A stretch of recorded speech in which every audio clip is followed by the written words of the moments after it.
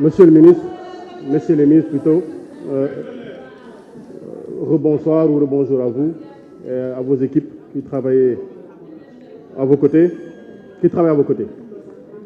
Alors moi je vais axer l'intégralité de mon intervention sur un des axes stratégiques du PSE, à savoir la transformation structurelle de l'économie et la croissance. Des investissements publics massifs dans les infrastructures ont été à l'origine de la croissance, d'une croissance tirée par le secteur public, qui ne s'est pas traduite réellement par une transformation structurelle de l'économie et qui quelque peu a accru la vulnérabilité liée à la dette du Sénégal dans un contexte d'une faible efficience de l'investissement public. Je vais m'expliquer. On peut conclure à un échec de la transformation structurelle parce qu'une transformation structurelle est une migration des travailleurs, des secteurs et activités à faible productivité vers les secteurs et activités à forte productivité. Et cela passe naturellement par l'augmentation de la part du secteur manufacturier et des services à forte valeur ajoutée dans le PIB. Et il me semble que le doyen Mohamed Lamine Cham et Abbas Fall en ont parlé ici.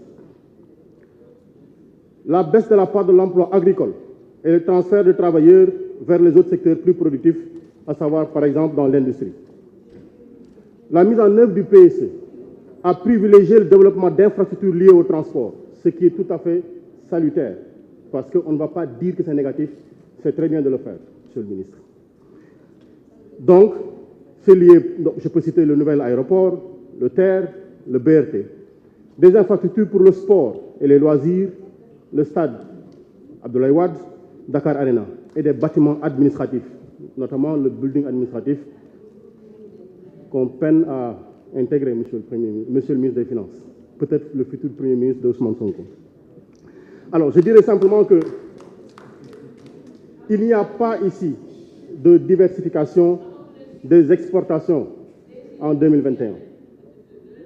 Parce que le Sénégal a exporté en 2021 1771 produits par rapport aux normes de 4615 produits du système harmonisé, soit 38%. Il y a l'indice de complexité économique qui dépend de la quantité de compétences et de savoir-faire nécessaires à la production.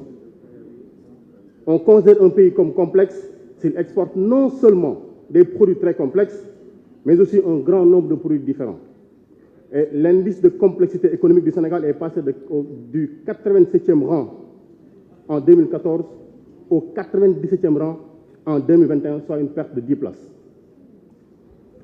Sur la valeur ajoutée entre les secteurs, il est resté globalement inchangé sur les 20 dernières années, avec la prédominance du secteur tertiaire et une contribution limitée du secteur secondaire. Parce que quand on dit la transformation structurelle de l'économie, on avait en 1999 une structure de l'économie qui était particulière.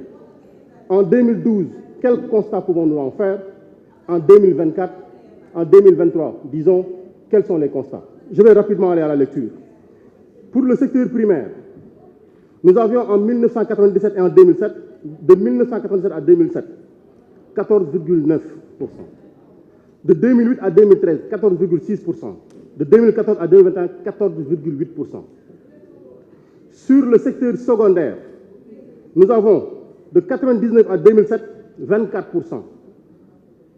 Répartis ainsi, industrie 20,3%, secteur extractif 0,3%, énergie 1,1%, BTP 2,3%. De 2008 à 2013, il est sur le secteur secondaire de 22,8%, 24, 22,8%, répartis ainsi qu'il suit. Industrie 16,7%, secteur extractif 2,3, énergie 1,6, BTP 2,1. Et de 2014 à 2021, il est à 23,6%, 24, 22,8, 23,6 de 2014 à 2021, avec une forte volonté de transformation systématique de l'économie. Quel constat on peut en faire? Quelles conclusions on peut en tirer? Sur le secteur tertiaire, on était de 1997 à 2007 à 50,8%. De 2008 à 2013, on est à 53,1%. De 2014 à 2021, on est à 51,7%. On parle de transformation de l'économie et de la croissance. Il y a ici un constat qui est réalisé toutefois. Il y a le contournement du secteur secondaire par un redéploiement dans le primaire. Et le président Seydou Gueye l'a tout de suite développé pour la question de l'industrialisation. En lisant le rapport ce matin, on s'est rendu compte qu'on a quelque peu minimisé le rôle de l'industrialisation dans cette transformation de l'économie. Mais c'est fondamental, quelque peu. En fait, je l'ai lu, hein. Monsieur le ministre, vous aurez le temps de répondre. Hein. C'est juste des analyses que je suis en train de faire, s'il vous plaît. D'accord? Alors, et ce contournement, on l'explique comme ceci. De 1999 à 2000, sur l'agriculture, on est à 63,1%. Sur le secondaire, on est à 9,4%. Et sur le tertiaire, on est à 27,5%. Et par évolution, on arrive de 2014 à 2021 sur l'agriculture à 26,3%. Sur le secondaire, on est à 19,6% à 54,2%. C'est-à-dire que quand on fait le constat, il y a une migration du secteur tertiaire vers du secteur primaire, donc de l'agriculture, vers le secteur tertiaire, sans constater une modification systématique au niveau du secteur secondaire. Ça, ce sont des constats. Et donc, j'aurais pu faire des développements sur la question de l'efficience ou non des investissements, en travaillant sur les investissements sur le calcul ICOR. On aurait pu le faire pour aboutir à des conclusions. La norme A3, le Sénégal est à 4, en 2021. J'en viens à la situation du FMI, au rapport du FMI de juin 2023. En 2023, l'évaluation de la gestion des investissements publics du Sénégal a mis en exergue la faible efficience des investissements publics depuis 2019. Parce que selon les services du FMI, 2 facteurs expliquent le score faible de l'efficience. Il s'agit de l'absence de critères clairs pour la sélection des projets et par l'exécution des projets d'investissement public par des transferts de fonds aux agences publiques sans un contrôle sur les dépenses. Alors, j'aurais pu également continuer ce développement. Je passe dessus. J'en viens à l'indice de développement humain. Le Sénégal a perdu 16 places dans le classement de l'indice de développement humain en passant du 154e rang sur 186 pays en 2012 à la 170e place sur 191 pays en 2021.